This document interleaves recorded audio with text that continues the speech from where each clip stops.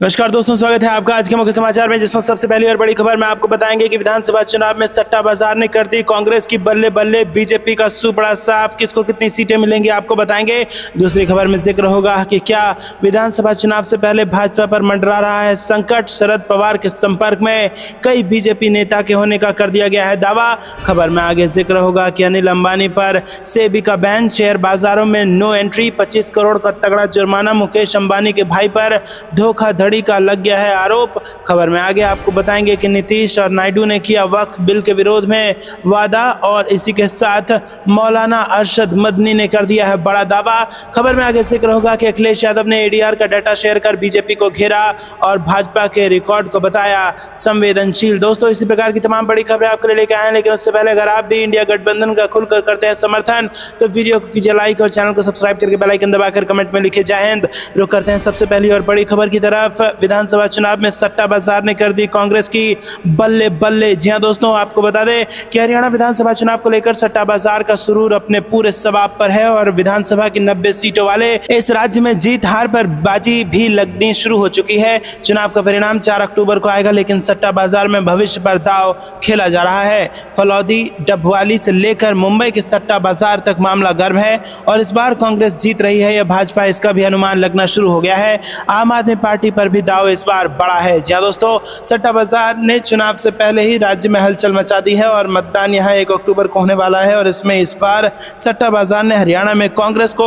58 सीटें दे दी हैं। जी दोस्तों, 90 में से 58 सीटें कांग्रेस को सट्टा बाजार ने दे दी है। 90 सीटों वाले इस विधानसभा में इस बार भाजपा को चुनावी विधान बिगड़ता गड़बड़ाता नजर आ रहा है। सट्टा बाजार इस बार भाजपा को सिर्फ 24 सीटें ही दे पा रही है। जी दोस्तों, आपको बता दें कि नोटिफिकेशन 5 सितंबर को, नॉमिनेशन 12 सितंबर को, स्क्रूटनी 13 सितंबर को, नाम वापसी 16 सितंबर को, वोटिंग 1 अक्टूबर को और नतीजे 4 अक्टूबर को आएंगे। और ये हरियाणा का जो कार्यक्रम है, इसमें जो सट्टा बाजार बता रहा है वो ये बता रहा है कि 4 अक्टूबर को कांग्रेस की सरकार हरियाणा में बन जाएगी। जननायक जनता पार्टी का इस बार विधानसभा चुनाव में बाजार सट्टे नजर आ रहा है और 2018 में बनी इस पार्टी ने हरियाणा में 14% वोट के साथ 10 विधानसभा सीटें हासिल की थी। तो दोस्तों, हरियाणा में सरकार बदलने वाली है अगर सट्टा बाजार के आंकड़े सही आंकड़ों में और हकीकत में तब्दील हो जाते हैं तो कांग्रेस पार्टी की सरकार हरियाणा में बनने जा रही है। रुक करते हैं अगली ब्रेकिंग न्यूज की तरफ। क्या विधानसभा चुनाव से पहले भाजपा पर मंडरा रहा है संकट।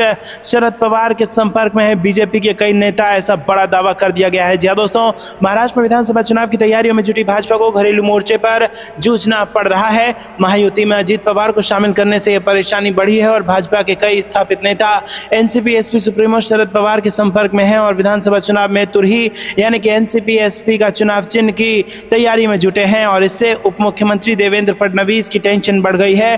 सत्ताधारी गठबंधन महायुति के कारण करीब 1 दर्जन सीटों पर भाजपा के नेता पशुपेश में हैं और वो चुनाव लड़ने की तैयारी में हैं, लेकिन 3 दलों के बीच सीटों के बंटवारे में जिनका पत्ता कट सकता है, ऐसे लोग महाविकास अघाड़ी के नेताओं के संपर्क में हैं और इसकी शुरुआत कोल्हापुर से हो सकती है, जहां उप मुख्यमंत्री फडणवीस के बेहद करीबी भाजपा नेता समरजीत घाटगे पाटिल जल्द ही शरद पवार खेमे में जा सकते हैं और वो कागल सीट से चुनाव लड़ना चाहते हैं।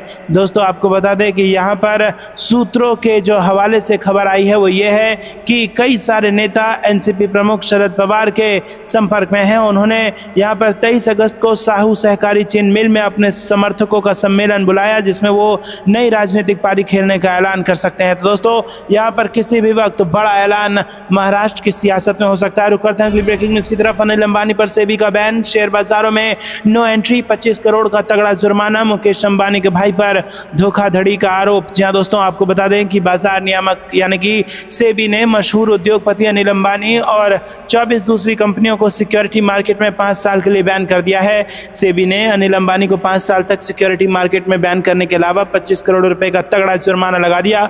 इसके अलावा उनसे जुड़ी कंपनियों को भी सिक्योरिटी मार्केट से बैन किया गया है। अनिल अंबानी अब 5 साल तक किसी लिस्टेड कंपनी में कोई बड़ा पद नहीं ले सकेंगे। बाजार नियामक सेबी ने उद्योगपति अनिल अंबानी तथा रिलायंस होम फाइनेंस के पूर्व प्रमुख अधिकारियों समेत 24 अन्य को कंपनी से पैसे के हेरफेर के मामले में सिक्योरिटी बाजार से 5 साल के लिए प्रतिबंधित कर दिया है। इसके अलावा सेबी ने रिलायंस होम फाइनेंस को भी सिक्योरिटीज मार्केट से 6 महीने के लिए बैन कर दिया है, जबकि कंपनी पर 6 लाख का जुर्माना भी लगाया गया है। अपने 222 पृष्ठ के अंतिम आदेश में भारतीय प्रतिभूति एवं विनिमय बोर्ड यानी कि सेबी ने पाया कि अनिल अंबानी ने RHFL के प्रमुख प्रबंधकीय कर्मियों की मदद से RHFL से पैसे निकालने के लिए एक धोखाधड़ी की साजिश रची, जिसमें उसे अपनी संबंधित संस्थाओं को लोन के तौर पर दिखाया गया था। रुक करते हैं अगली ब्रेकिंग न्यूज की तरफ। नीतीश और नायडू ने किया वक्फ बिल के विरोध का वादा, मौलाना अरशद मदनी ने किया बड़ा दावा। जी दोस्तों, हाल ही में लोकसभा में वक्फ संशोधन विधेयक को पेश किया गया था, जिस पर विपक्षी दलों ने जमकर हंगामा मचाया था। इसके बाद वक्फ बिल को संसद की JPC समिति के पास भेज दिया गया था। माना जा रहा है कि इस बिल पर विस्तार से चर्चा के बाद इसे फिर से संसद में पेश किया जा सकता है। इस बीच गुरुवार को मियत उलेमाए हिंद और all India Muslim personal law board की प्रेस कॉन्फ्रेंस में मौलाना अरशद मदनी और मौलाना खालिद सैफुल्लाह रहमानी ने दावा किया कि मोदी सरकार की दो अहम साथी यानी कि तेलुगु देशम पार्टी और JDU के अध्यक्ष चंद्रबाबू नायडू और नीतीश कुमार ने वक्फ संशोधन विधेयक के विरोध करने की बात कही है। वक्फ संशोधन विधेयक को लेकर जमीयत उलेमाए हिंद और all India Muslim personal law board ने गुरुवार को प्रेस कॉन्फ्रेंस की है। प्रेस कॉन्फ्रेंस को मौलाना अरशद मदनी और मौलाना खालिद सैफुल्लाह रहमानी ने संबोधित किया है। उन्होंने कहा कि लोकतांत्रिक तरीके के अनुसार हम बिल का विरोध करेंगे, अगर जरूरत पड़ी तो राष्ट्रीय स्तर पर प्रदर्शन किया जाएगा, हम इसका विरोध करेंगे। मदनी ने कहा कि JPC के लिए हमें कोई बुलावा नहीं आया है, लेकिन हमने दस्तावेज तैयार किया है कि कहां कहां कैसे कैसे नुकसान है हमें, और हम इसके वापस लेने को कहेंगे। अगर हमें JPC में बुलाया गया तो हम जाएंगे। अरशद मदनी और सैफुल्लाह रहमानी की प्रेस कॉन्फ्रेंस में कहा गया कि सेक्युलर पार्टियों ने अपने घोषणा पत्र में कहा था जो धर्म है उस सभी धर्मों के लोग की धार्मिक आज़ादी होगी, इससे साफ है वो हमारे साथ हैं। हमने चंद्रबाबू नायडू, नीतीश कुमार, तेजस्वी यादव से मुलाकात की है और उन्होंने कहा है कि वो विरोध करेंगे। अरशद मदनी ने आगे कहा कि उद्धव ठाकरे और कई अन्य नेताओं का भी वक्फ बिल के विरोध में बयान आया है। तो दोस्तों, यहाँ पर बड़ा बयान दे दिया गया है। मौलाना अरशद मदनी ने बड़ा दावा करते हुए कहा है कि नीतीश कुमार और नायडू वक्फ बिल के विरोध में बोलेंगे। तो दोस्तों, यहाँ पर तो बड़े सहयोगी भारतीय जनता पार्टी जिनके बिना अपनी सरकार नहीं चला सकती, उन दोनों सहयोगियों की तरफ से ये दावा किया गया है अरशद मदनी द्वारा। आपको क्या कुछ लगता है कमेंट में जरूर बताइए। वीडियो को लाइक नहीं किया तो लाइक जरूर कीजिएगा। रुक करते हैं अगली ब्रेकिंग न्यूज़ की तरफ। अखिलेश यादव ने ADR का डाटा शेयर कर BJP को घेरा और भाजपा के रिकॉर्ड को बताया संवेदनशील। जी हाँ दोस्तों, समाजवादी पार्टी के मुखिया और कन्नौज से सांसद अखिलेश यादव ने गुरुवार को BJP को कई मुद्दों पर घेरा। सपा मुखिया अखिलेश यादव ने ADR रिपोर्ट का डाटा शेयर कर BJP पर तंज कसा है। सपा चीफ ने कहा कि महिलाओं के खिलाफ अपराध के मामले में BJP के कई सांसद और विधायक शामिल हैं। उन्होंने इसका बाकायदा लिस्ट भी शेयर किया है और कहा है कि यह है BJP की तरफ से बनाए गए कुछ संवेदनशील रिकॉर्ड। सपा चीफ अखिलेश यादव ने BJP के ऊपर कई गंभीर आरोप लगाए हैं। उन्होंने एक लिस्ट शेयर कर इसकी जानकारी दी है। अखिलेश यादव की तरफ से महिलाओं के खिलाफ अपराध के मामले में BJP के 54 सांसद और विधायक शामिल होने का आरोप लगाया गया है और साथ ही उन्होंने कहा है कि BJP ने चुनावी घपलों का रिकॉर्ड कैमरे के सामने बनाया है। सपा चीफ अखिलेश यादव ने BJP पर आरोप लगाते हुए कहा कि BJP के शासनकाल में सबसे अधिक पेपर लीक का रिकॉर्ड बना, सबसे अधिक झूठे मुकदमे थोपे गए हैं। भाजपाइयों ने अपने ऊपर लगे सच्चे मुकदमे वापस लिए। यूपी के BJP के मुख्यमंत्री के आवास पर सबसे अधिक आत्मदाह के प्रयास हुए हैं। बुलडोजर से सबसे अधिक घर दुकान तोड़े गए। अखिलेश यादव ने कहा कि BJP की काल में छुट्टा पशुओं से सबसे अधिक यहाँ पर नुकसान हुआ है, तो वहीं पुलिस कस्टडी में मौत का रिकॉर्ड भी सबसे अधिक BJP काल में बना है। सबसे कम समय में सबसे ज़्यादा आरक्षण विरोधी कानून BJP ने लाने की साजिश की है और सबसे बड़ा आरक्षण घोटाला BJP के समय में हुआ है। सपा चीफ अखिलेश यादव ने आगे कहा कि BJP ने खिलाड़ियों के उत्पीड़न का भी अलिखित रिकॉर्ड बनाया है। BJP ने सबसे ज़्यादा चलती हुई निर्वाचित सरकारें तोड़ी। किसानों की हत्या और आत्महत्या का रिकॉर्ड बना है। बेरोजगारी का भूतपूर्व रिकॉर्ड बन करके तैयार है। BJP ने महंगाई के पिछले सभी रिकॉर्ड तोड़ दिए हैं। रुक करते हैं अगली ब्रेकिंग न्यूज़ की तरफ। राहुल गांधी एक मजबूत नेता, कांग्रेस को बहुमत मिलने पर PM पद के होंगे दावेदार भूपेंद्र सिंह हुड्डा। जी हाँ दोस्तों, आपको बता दें कि हरियाणा विधानसभा चुनाव को लेकर सियासी सरगर्मी तेज है और इसी कड़ी में कांग्रेस पार्टी के वरिष्ठ नेता और प्रदेश के पूर्व मुख्यमंत्री भूपेंद्र सिंह हुड्डा ने IANS से खास बातचीत में कई मुद्दों पर खुलकर अपनी राय जाहिर की है और मुख्यमंत्री पद पर उनकी दावेदारी के सवाल पर भूपेंद्र सिंह हुड्डा ने कहा कि कांग्रेस पार्टी की एक प्रक्रिया है और उसके अनुसार ही फैसला होता है। उन्होंने कहा पहले विधायक चुने जाएंगे, उसके बाद ऑब्जर्वर आएंगे और हर विधायक से उनकी इच्छा पूछी जाएगी। इसके बाद हाईकमान को रिपोर्ट करेंगे, फिर पार्टी का जो फैसला होगा हम सब के लिए स्वीकार्य होगा। हम पार्टी हाईकमान के फैसले के साथ हमेशा खड़े हैं। उन्होंने कहा कि वो फिलहाल रिटायर नहीं हो रहे हैं और पार्टी जो फैसला करेगी वो सर्वमान्य होगा। उन्होंने कहा ना तो मैं थका हूं और ना ही रिटायर हुआ हूं, सीएम चेहरा कौन होगा पार्टी फैसला करेगी। मैं रिटायर नहीं हुआ हूं तभी तो चुनाव लड़ रहा हूं। कांग्रेस नेता राहुल गांधी के प्रधानमंत्री बनने के बारे में पूछे जाने पर उन्होंने कहा कि राहुल गांधी एक मजबूत नेता बनकर उभरे हैं और देश के लोगों को उनसे बहुत उम्मीदें हैं। जब कांग्रेस को बहुमत मिलेगी तो वो पीएम पद के प्रबल दावेदार होंगे। हरियाणा में आम आदमी पार्टी से गठबंधन के सवाल पर उन्होंने कहा कि कांग्रेस पार्टी खुद में सक्षम है, किसी से गठबंधन का कोई सवाल ही पैदा नहीं होता है। उन्होंने कहा मेरा मानना है कि पूर्ण बहुमत और अच्छे बहुमत से हमारी सरकार हरियाणा में बनने जा रही है। आम आदमी पार्टी से गठबंधन राष्ट्रीय स्तर पर था, प्रदेश स्तर पर कोई बात नहीं हुई है। लोकसभा के चुनावी नतीजों से मैं संतुष्ट हूं। 36 बिरादरी ने साफ संकेत दिया है कि आने वाली सरकार कांग्रेस की होगी। रुक करते हैं अगली ब्रेकिंग न्यूज की तरफ। महाराष्ट्र चुनाव से पहले शरद पवार का बड़ा बयान, कहा एनसीपी से नहीं बनेगा कोई सीएम, मैं भी रेस में नहीं। जी हां दोस्तों, महाराष्ट्र विधानसभा चुनाव से पहले शरद पवार ने महाविकास अघाड़ी में मुख्यमंत्री पद को लेकर बड़ा बयान दिया है। शरद पवार ने कहा कि राज्य में सत्ता परिवर्तन करना ही पहला लक्ष्य है। मुख्यमंत्री कौन होगा कौन नहीं होगा ये सवाल अभी खड़ा करना उचित नहीं है। शरद पवार ने कहा कि मेरी पार्टी में कोई मुख्यमंत्री पद को लेकर इच्छुक नहीं है, ना ही हम किसी का चेहरा प्रोजेक्ट करना चाहते हैं। हम चाहते हैं कि राज्य में सत्ता परिवर्तन हो। हम जनता की भलाई के लिए अच्छी सरकार देना चाहते हैं। सत्ता परिवर्तन कराना हमारी पहली प्राथमिकता है। अभी मुख्यमंत्री कौन होगा कौन नहीं सवाल करके इसका कोई मतलब नहीं है। हमारे में से तो कोई नहीं होगा, मैं तो बिल्कुल नहीं रहूंगा। जनता सत्ता परिवर्तन करना चाहती है और उसी पर हमें ध्यान केंद्रित करना है। रुक करते हैं अगली ब्रेकिंग न्यूज की तरफ। 17 सितंबर को इस्तीफा देंगे प्रधानमंत्री, क्या ये बात सच है? इस दावे ने देश दुनिया में मचा दी है हलचल। जी हां दोस्तों, 4 जून के बाद से क्या पीएम मोदी की कुर्सी खतरे में है?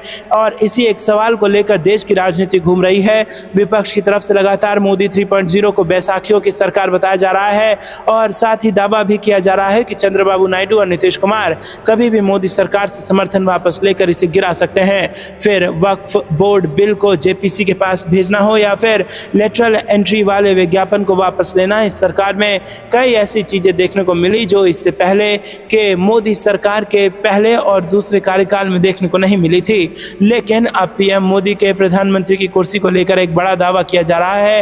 राजनीतिक, अर्थशास्त्री और कई बड़े कुलसी करने वाले राजनेता जिनकी भविष्यवाणी को पहली नज़र में नज़रअंदाज तो बिल्कुल नहीं किया जा सकता है।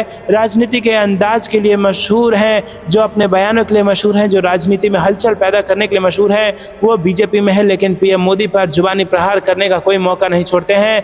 दीवार तो जैसे हमेशा से उनके निशाने पर ही रहा है। मोदी 3.0 को रात की सांस भी नहीं लेने देते हैं और 17 सितंबर की रात ऐसा क्या होने वाला है कि प्रधानमंत्री का चेहरा ही बदल जाएगा। और अब की बार बीजेपी के वरिष्ठ नेता सुब्रमण्यम स्वामी ने सोशल मीडिया प्लेटफॉर्म एक्स पर एक पोस्ट लिखा जिसने अटकलों का बाजार गर्म कर दिया। बीजेपी नेता सुब्रमण्यम स्वामी ने सोशल मीडिया प्लेटफॉर्म एक्स पर लिखा कि यदि मोदी आरएसएस प्रचारक के संस्कार के प्रति प्रतिबद्ध होकर 17 सितंबर को अपने 75वें जन्मदिन के बाद मार्गदर्शक मंडल में जाने के लिए रिटायरमेंट का ऐलान नहीं करते हैं तो वो अन्य तरीकों से अपनी पीएम कुर्सी खो देंगे। बता दें कि 17 सितंबर को प्रधानमंत्री मोदी का जन्मदिन है, जिसके साथ ही वो 75 साल के हो जाएंगे। आपको बता दें दोस्तों कि सुब्रमण्यम स्वामी एक ऐसे प्रभावशाली व्यक्तित्व हैं जिनके बारे में राजनीतिक जगत कहा जाता है कि ना ही इनकी दुश्मनी अच्छी और ना ही इनसे ज्यादा दोस्ती अच्छी। रुक करते हैं अगली ब्रेकिंग न्यूज की तरफ। कांग्रेस पार्टी से छात्रों को जोड़ने की तैयारी, कल से एनएसयूआई शुरू करेगी। कैंपस चलो अभियान रूपरेखा हो चुकी है तैयार। जी हां दोस्तों, मध्य प्रदेश में कांग्रेस कमेटी पार्टी को मजबूत करने और सरकार को घेरने के लिए अलग अलग प्लान तैयार कर रही है। वहीं कांग्रेस का छात्र संगठन एनएसयूआई 23 अगस्त शनिवार से कैंपस चलो अभियान के तहत छात्र मांग पत्र को लेकर प्रदेश भर में चरणबद्ध तरीके से आयोजित करेगी। अभियान के प्रदेश मीडिया प्रभारी रवि परमार ने जानकारी देते हुए बताया कि हम इस अभियान के तहत प्रदेश के सभी कॉलेजों और यूनिवर्सिटी में जाएंगे और स्टूडेंट से मुलाकात करेंगे। रुक करते हैं अगली ब्रेकिंग न्यूज। वक्फ बोर्ड बिल पर पवन खेड़ा ने कहा सरकार को सभी पक्षों से बात करनी होगी तभी निकलेगा निष्कर्ष। जी दोस्तों, कांग्रेस नेता पवन खेड़ा ने मीडिया से देश के मौजूदा हालात और मौजूदा सरकार की नीतियों पर बात की और उन्होंने जेपीसी बैठक, नेशनल कॉन्फ्रेंस के घोषणा पत्र, बांग्लादेश में बाढ़, यूपी पुलिस भर्ती परीक्षा, लेटरल एंट्री वापस लेने और दिल्ली सरकार बनाम एलजी विवाद पर खुलकर बात की।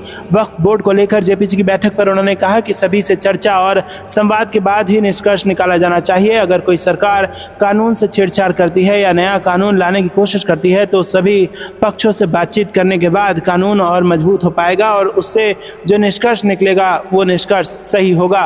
रुक करते हैं अगली ब्रेकिंग न्यूज की तरफ। प्रधानमंत्री के विश्वासघात का जीता जागता स्मारक है मनरेगा, खड़गे ने सरकार पर लगाए गंभीर आरोप। जी हां दोस्तों, आपको बता दें कि कांग्रेस अध्यक्ष मल्लिकार्जुन खड़गे ने शुक्रवार को मनरेगा योजना को लेकर केंद्र सरकार की जमकर आलोचना की।